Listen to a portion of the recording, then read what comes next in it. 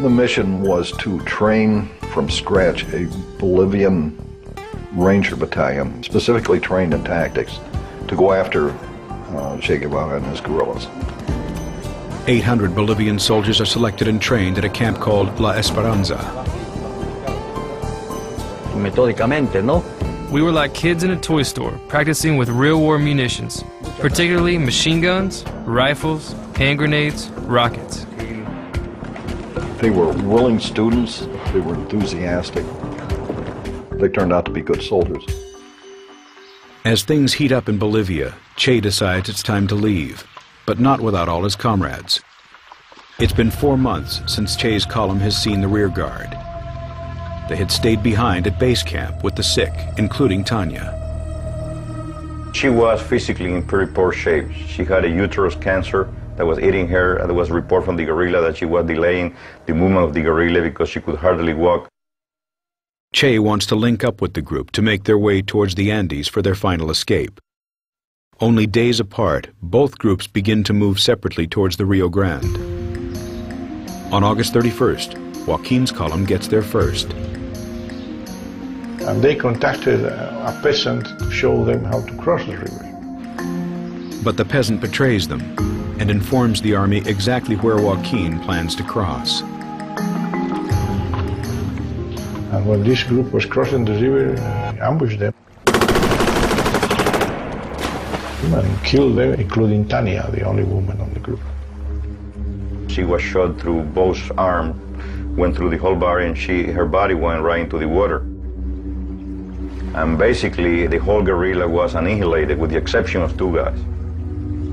Once his comrades in the second column were wiped out, the story of Che Guevara in Bolivia was really a survival story after that. A kind of epic journey. They moved from a beastly, hot, thorny wilderness up into the high Andes, underfed, under ambush, sick.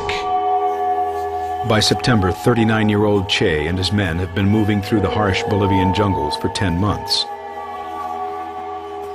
Che had lost almost half his body weight. His hair was matted and long. His men were hallucinating. Juan Pablo Chan was practically blind. Paco was now crazy. He was mentally insane. Willie didn't want to fight anymore. It was all terrible.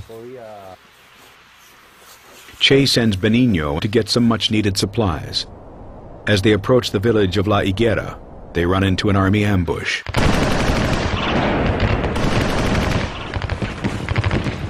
We automatically went from 22 men to 17. We lost 3. They got me. The bullet entered here and stayed here by the medulla. I was able to return to where Che was located. Wounded, sick, and exhausted, the guerrillas move slowly through a ravine near La Higuera. On October 8th, they're spotted by a local farmer who reports back to an army officer. The 2nd Ranger Battalion is immediately deployed to the area. Everyone had to get their weapons and get ready. One of the columns was so large that it had 650 soldiers transporting during the night. So I got about 70 men with me and went down to La Higuera and from there to the ravine. As the Bolivian Rangers descend the mountains, Che realizes he and his men are trapped. They'll have to fight their way out. We received fire from the guerrillas. 2 soldiers were killed. So we started fighting.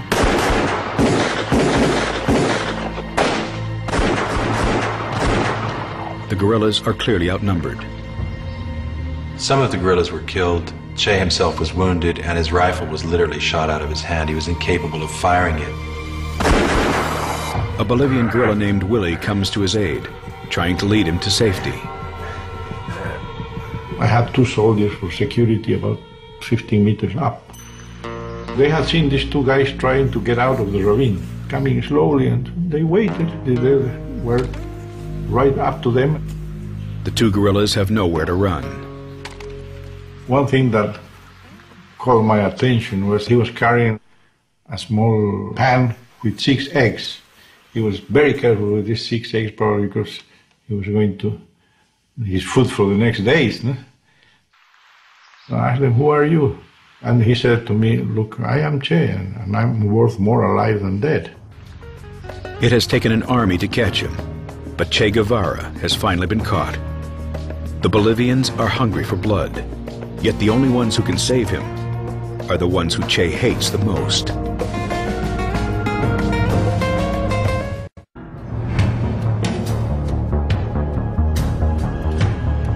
October 8, 1967. After 11 months on the run, Che Guevara's dreams of revolution have come to a bloody end in the Bolivian jungles. We knew Che had been taken prisoner. We planned an escape, to get out and report what had occurred, the truth about Bolivia. With most of his men dead, Che and Willie, a rebel soldier, are escorted out of the ravine. I gave him a soldier to lean on, and he walked all the way. It's an arduous hike. It takes several hours, and they took him to La Higuera, where he was placed in the little mud-walled schoolhouse there. They had put Che in the place where I worked, and they guarded him in a very responsible manner. Curious, local school teacher Julia Cortez asks to see the prisoner in her classroom. He was an extraordinarily handsome man. He wasn't the man depicted to us. Black, ugly, evil. His eyebrows, his nose, his mouth, all of his features were perfect. I then went to my home and brought back a small bowl of soup, which I brought to his cell. No one stopped me from doing so. He drank it with pleasure and thanked me. He said it was worth gold.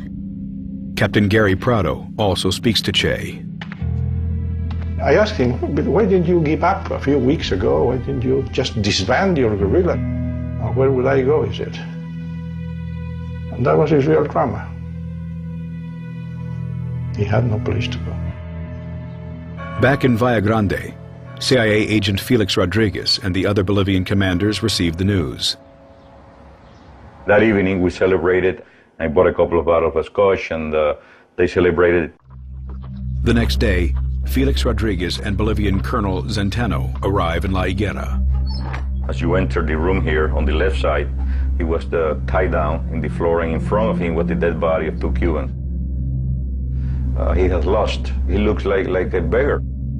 You feel sorry, pity the way he looked. I mean, he was a total disaster. Colonel Zenteno tries to question Che. Colonel Zenteno was the one who did the talking. I just stood there with the other officer, and he started asking questions to Che, and Che would not answer him.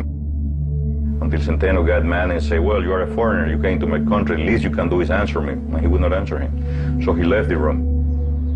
Felix sends a message that Che Guevara has been captured. The message has to be routed via CIA stations in various South American nations. It will take hours for the message to arrive in Washington.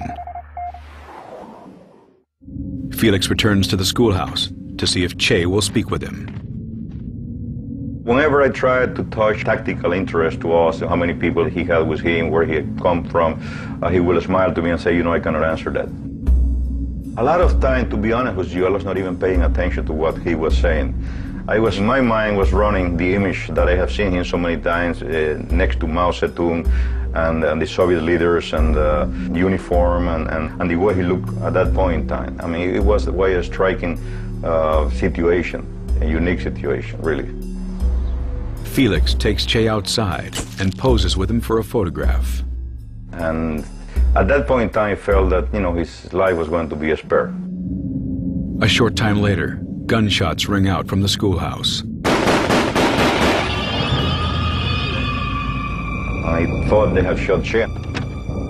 So I run back, I open the door, and he looked at me, I look at him, and then I run to the next door, and then I saw Willie, who was, you know, just dying at that point in time. And then the soldier who shot him told me, the Capitan, he tried to escape, which is ridiculous. I mean, he received order to execute him. Later that morning, a message comes in from Bolivian High Command in La Paz to the highest-ranking officer on site. Colonel Zenteno was in the field, all the captains were with him. And there were only 2 lieutenants and myself. I had the rank of captain in La Higuera, so they called me. The Bolivians had a numbered code. We knew from advance that 500 was Che, 600 was dead and 700 was to keep him alive. So I asked them to repeat it, that they confirmed there was 500, 600 from the high command, and that's where I received the order 500, 600. Colonel Centeno returns to La Higuera.